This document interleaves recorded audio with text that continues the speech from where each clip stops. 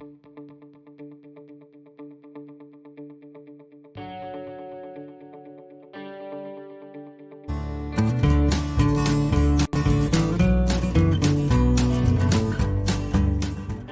Friends, आज मैं आप लोगों के लिए लेकर आया हूँ यूक्लिड्स डिवीज़न लेमा को समझने का एक बहुत ही ईजीएस्ट मेथड।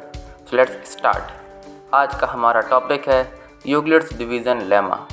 ये सुनते ही सबसे पहला क्वेश्चन जो हमारे दिमाग में आता है वो है कि व्हाट इज़ लेमा, आखिर लेमा है क्या। तो इसका आंसर है A lemma is a proven statement used for proving another statements. यानी कि लेमा एक ऑलरेडी प्रूव्ड स्टेटमेंट है जो कि बाकी अदर स्टेटमेंट्स या कंडीशंस को प्रूव करने में काम आती है। For example, all of us know that sun हमेशा नॉर्थ डायरेक्शन से राइज करता है। ये ऑलरेडी प्रूव्ड है, तो हम इसे एक लेमा सपोज कर सकते हैं और हम इसके बेसिस पे ये प्रूव कर सकते हैं कि नॉर्थ के अपोजिट वाली डायरेक्शन साउथ ही होगी। अब हम बात करते हैं यूक्लिड्स डिवीज़न लेमा की, यानी कि यूक्लिड के द्वारा दी गई डिवीज़न लेमा क्या कहती है। It states that for any two given positive integers suppose a and b, there exist unique whole numbers q and r such that a is equal to bq plus r, where r should satisfy this condition। तो ये हमसे ये कह रही है, अगर हम हिंदी में समझें तो, कि यूक्लिड्स डिवीज़न लेमा के अकॉर्डिंग किन्हीं भी दो positive integers suppose a and b के लिए हमेशा दो यूनिक होल नंबर्स से q एंड r एग्जिस्ट करते हैं जो कि इस इक्वेशन को सेटिस्फाई करते हैं।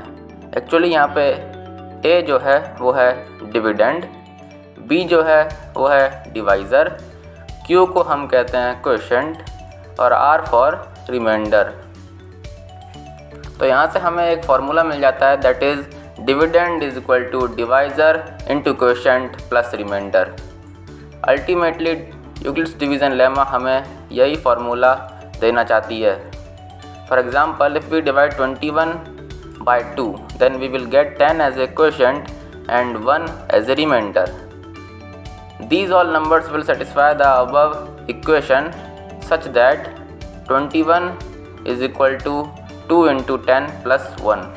I hope कि आपको ये लेमा समझ में आया होगा। तो आज हम लोग पढ़ने वाले हैं यूक्लिड्स डिवीज़न एल्गोरिथम के बारे में। फर्स्ट ऑफ ऑल हम लोग समझते हैं कि व्हाट इज़ एन एल्गोरिथम। तो इसका आंसर है, an algorithm is a series of well defined steps which gives a method for solving a certain type of problem. यानी कि कुछ वेल डिफाइंड स्टेप्स की वो सीरीज़ जो कि हमें एक मेथड प्रोवाइड करती है जिसके ज़रिए हम किसी भी प्रॉब्लम या काम को कर सकते हैं, उसे हम कहते हैं एक एल्गोरिथम। अब हम लोग समझते हैं इसे एक एग्ज़ाम्पल से। For example, for making noodles we have to follow these steps. यानी कि हमें नूडल्स बनाने के लिए ये सारे स्टेप्स फॉलो करने पड़ेंगे। Step 1, boiling some water. Step 2, pouring noodles in the water. Step 3, heating for 2 or 3 minutes. And step 4 and the last step, ready to serve and eat। यानी कि ये सारे स्टेप्स हम फॉलो करके नूडल्स को पका सकते हैं। यानी कि ये थी एक एल्गोरिथम नूडल्स के लिए। ये एक सीरीज़ है वेल डिफाइंड स्टेप्स की। तो ये एक एग्जांपल है एल्गोरिथम का। अब हम लोग समझते हैं कि what is Euclid's division algorithm, यानी कि यूक्लिड्स के द्वारा दी गई डिवीज़न एल्गोरिथम हमसे क्या कहती है। So it is a technique to compute the HCF of two given positive integers say A and B in the following steps. यानी कि यूक्लिड्स डिवीज़न एल्गोरिथम के हिसाब से ये एल्गोरिथम हमें एक ऐसा मेथड देती है जिससे हम दो positive integers suppose A and B के HCF को निकाल सकते हैं। हम इसे एग्जांपल के ज़रिए समझते हैं। Suppose A is equal to 867 and B is equal to 255. Then what will be the HCF of A and B?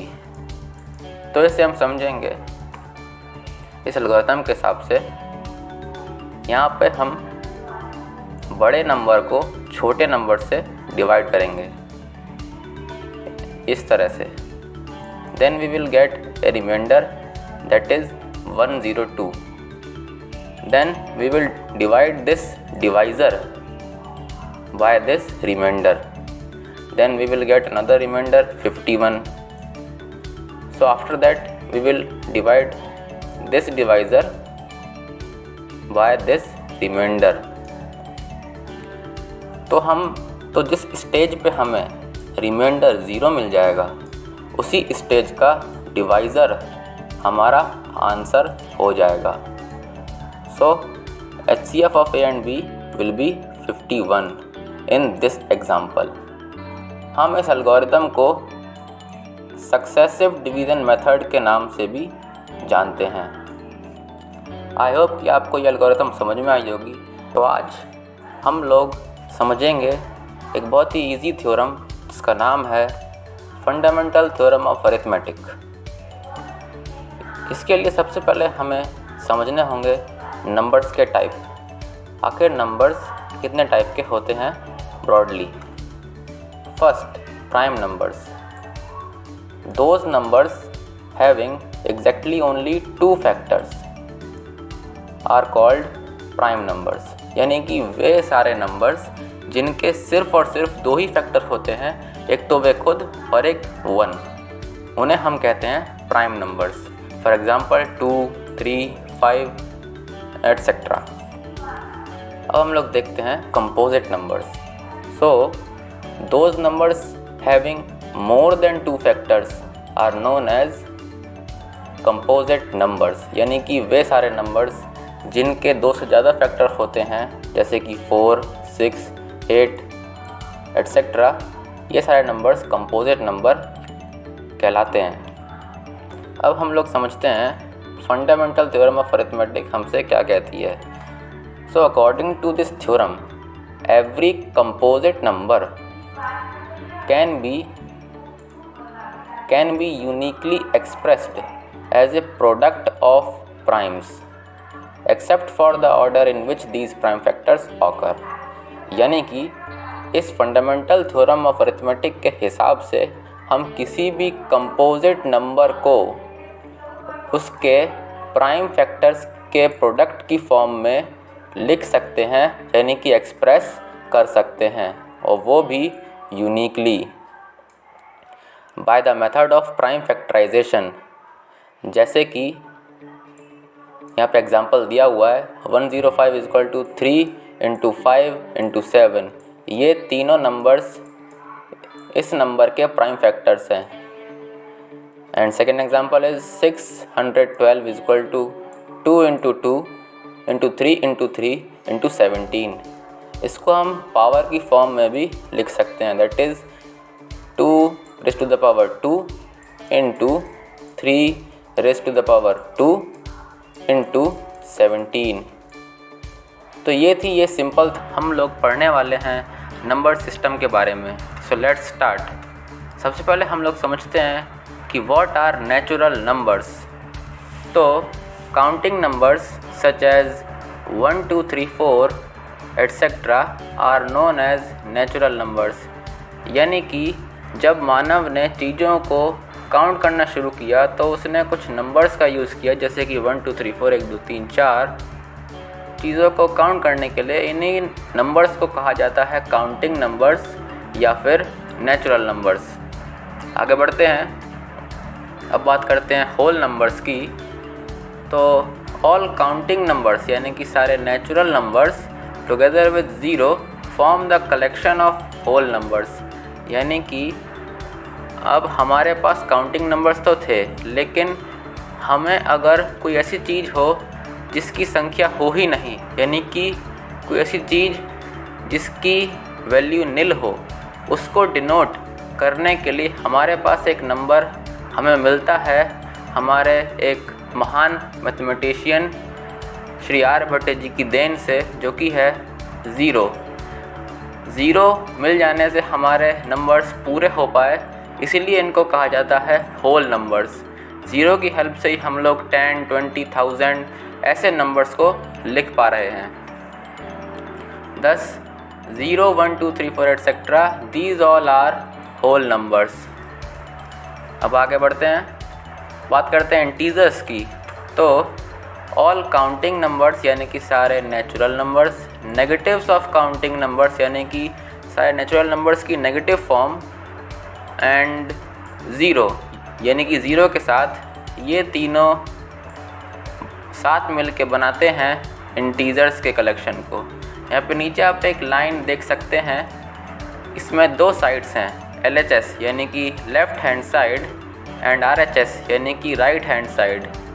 ये हैं इसके नंबर्स और इस लाइन को कहा जाता है नंबर लाइन। तो यहाँ पे RHS की साइड पे ये सारे हैं नेचुरल नंबर्स और LHS की साइड पे ये सारे हैं negative forms of natural numbers. बीच में इनको सेपरेट कर रहा है ये ज़ीरो। ये ज़ीरो ना तो पॉजिटिव है ना ही नेगेटिव। ये सारे हैं पॉजिटिव इंटीजर्स और ये सारे हैं नेगेटिव इंटीजर्स। ये सभी मिल के बनाते हैं इंटीजर्स को। आगे बढ़ते हैं, बात करते हैं रेशनल नंबर्स की। तो the numbers of the form P/Q where P and Q are integers and Q is not equal to 0 are called as rational numbers। यानी कि वे सारे रियल नंबर्स जिनको हम P/Q एक फ्रैक्शन की फॉर्म में लिख सकते हैं, जहाँ पे P एक न्यूमरेटर है, Q एक डिनोमिनेटर है, उन सारे रियल नंबर्स को रेशनल नंबर्स कहा जाता है। बात करते हैं इनके डेसिमल रिप्रेजेंटेशन की। तो every rational number has either terminating और non terminating repeating decimal form. यानी कि हर एक रेशनल नंबर की डेसिमल फॉर्म या तो टर्मिनेटिंग यानी कि रुक जाने वाली होगी, जो कि एक समय बाद पे रुक जाएगी या फिर ख़त्म हो जाएगी, या फिर नॉन टर्मिनेटिंग यानी कि वो रुकेगी नहीं, तो उसमें हर डेसिमल प्लेस पे वो एक ही नंबर बार बार रिपीट होता जाएगा, डिवाइड वो डिवीज़न के साथ साथ। तो हम यहाँ से ये भी कह सकते हैं कि जिस रियल नंबर की डेसिमल फॉर्म अगर टर्मिनेटिंग है या फिर नॉन टर्मिनेटिंग रिपीटिंग है, तो वो होता है रेशनल नंबर। बात करते हैं इर्रेशनल नंबर की। तो यहाँ पे the real numbers, the numbers which cannot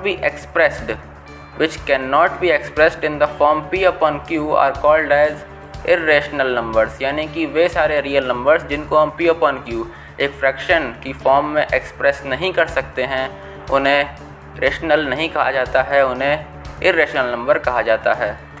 इनकी decimal representation non terminating, non repeating, ना तो वो कभी रुकती है ना ही वो रिपीट होती है। यानी कि जिस रियल नंबर की डेसिमल फॉर्म नॉन टर्मिनेटिंग और नॉन रिपीटिंग होगी, वो एक इर्रेशनल नंबर ही होगा।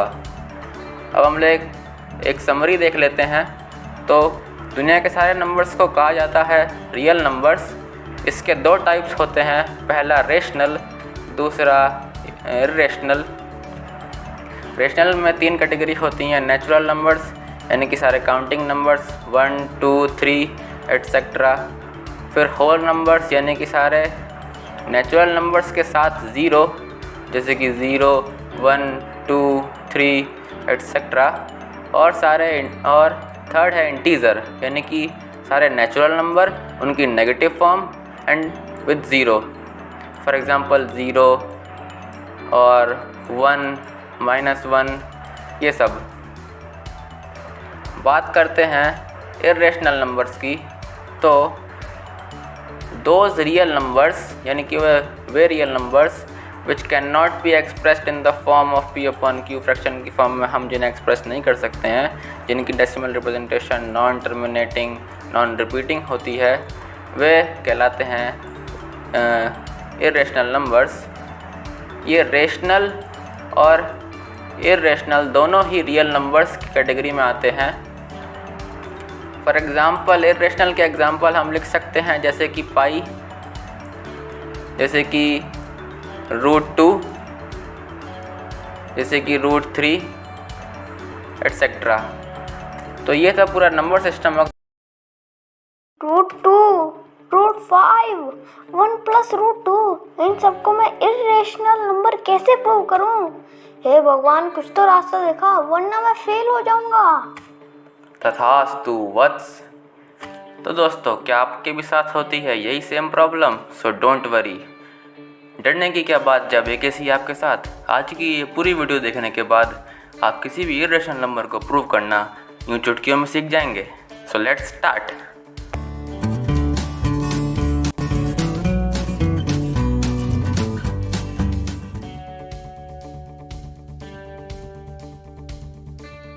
So hello friends, I am Anshul and you are watching yours and only yours Parasa channel AKC Learning Spot।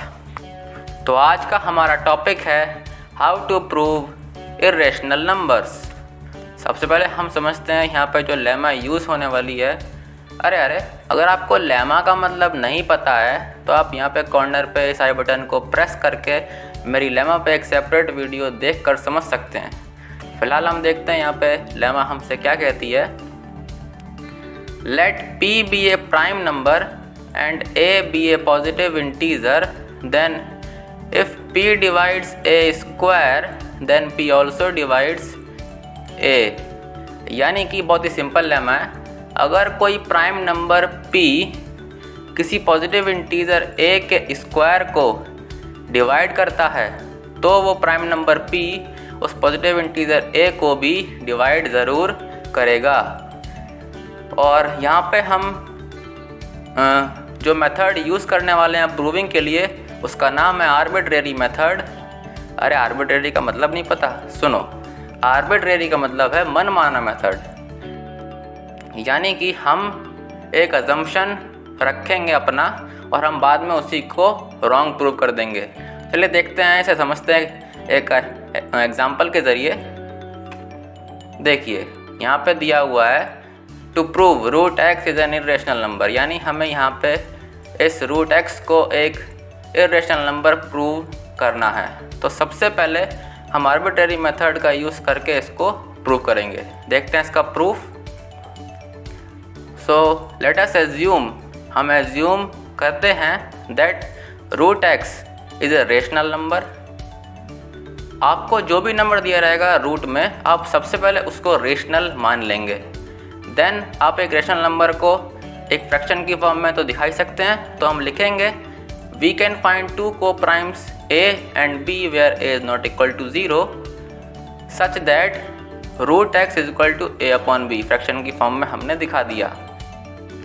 Then B into √x is equal to A, then B square x is equal to A square. यहाँ पे हमने दोनों side squaring कर दी है तो हमें ये मिला। अब यहाँ से हमें समझ में आ रहा है दिस शोज दैट x एक फैक्टर है a स्क्वायर का, x एक फैक्टर है a स्क्वायर का, यानी कि a is also divisible bye x by that lemma.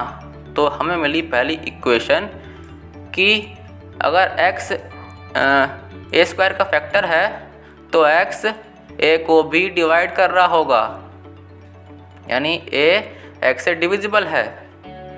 तो हम सपोज कर सकते हैं a को x के टर्म्स में, that is a is equal to x into C for some integer c। अब हम इस a की वैल्यू को इस इक्वेशन में पुट करेंगे तो हमें मिलेगा, आफ्टर दैट हमें ये मिलेगा b square into x is equal to x c का whole square, then b square x is equal to x square and c square, then b square is equal to x c square. तो यहाँ से हमें ये पता चल रहा है this shows that x is a factor of b square, यानी x b स्क्वायर का भी फैक्टर है, यानी कि b is also divisible bye x। जब भाई x b स्क्वायर का फैक्टर है तो x b का भी फैक्टर होगा बाय दैट लेमा। हमें यहाँ से सेकेंड इक्वेशन मिल जाती है। तो अब फर्स्ट इक्वेशन और सेकंड इक्वेशन, फर्स्ट इक्वेशन ये रही और सेकंड इक्वेशन ये रही, इन दोनों से हमें ये मिलता है कि x is A common factor of a and b, यानी a एंड b दोनों ही x से डिविजिबल हैं। बट लेकिन हमने तो a एंड b को कोप्राइम्स लिया था, कोप्राइम्स के तौर पे लिया था ना फ्रैक्शन में, तो यहाँ पे एक विरोधाभास की स्थिति उत्पन्न हुई है, ठीक है, यानी कि contradiction. This contradiction has arisen due to our wrong assumption, यानी कि हमारा जो अजम्पशन था वो रॉन्ग था, यानी कि हमने जो माना था कि रूट एक्स एक रेशनल है वो रॉन्ग निकला। तो फिर रूट एक्स क्या हुआ, thus root x is an irrational number. आप यहाँ पे रूट एक्स की जगह रूट 2, रूट 3, रूट 5 ऐसे बहुत सारे नंबर्स को प्रूव कर सकते हैं सिर्फ इसी मेथड से। आपको सिर्फ एक्स की जगह वो नंबर लिखना पड़ेगा, बाकी ये पूरा मेथड सेम रहेगा। आगे समझते हैं एक और एग्जांपल से। कभी कभी आता है इस तरीके से कि 5 + √2 इज़ एन इरेशनल नंबर, इसको प्रूव करिए। तो यहाँ पे भी हम वही सेम मेथड का यूज़ करने वाले हैं। यहाँ पे गिवन में हमें दिया हुआ है कि √2 एक इरेशनल नंबर है, पहले से ही दिया हुआ है। तो हम लोग आर्बिट्रेरी मेथड का यहाँ पे भी यूज़ करेंगे। हम सबसे पहले एज्यूम कर लेंगे कि 5 + √2 भी एक रेशनल नंबर है, देन हम इसको भी एक फ्रैक्शन की फॉर्म में लिख सकते हैं। So we can find two coprimes a and b such that 5 + √2 = a/b, then √2 = a/b -5, 5 इधर चला जाएगा तो माइनस हो जाएगा, देन √2 = a - 5b/b। हियर यहाँ पर a और b क्या हैं, इंटीजर्स हैं, है ना। तो जो हमें ये नंबर मिला है a - 5b/b is equal to integer upon integer, that is rational, is equal to √2, यानी कि √2 तो रेशनल आ रहा है। यहाँ पे इस इक्वेशन के हिसाब से √2 रेशनल आ रहा है, but √2 is an irrational number, ये हमें गिवन में दिया हुआ है ऊपर क्वेश्चन में। तो यहाँ पे भी एक विरोधाभास उत्पन्न हो रहा है ना। तो this contradiction has arisen due to our wrong assumption that 5 + √2 is a rational number. ये अजम्पशन हमारी रॉन्ग निकल गई, है ना, ये अजम्पशन हमारी रॉन्ग निकल गई। तो अगर 5 + √2 एक रेशनल नंबर नहीं है तो फिर वो और क्या होगा, वो एक इरेशनल नंबर होगा। thus 5 + √2 is an irrational number, hence proved. I hope कि आपको ये मेथड समझ में आया होगा। अगर आपको हमारी वीडियो हेल्पफुल लगी हो तो प्लीज़ लाइक, शेयर और कमेंट ज़रूर कीजिएगा। Please subscribe our channel. Thanks for watching, see you again, bye.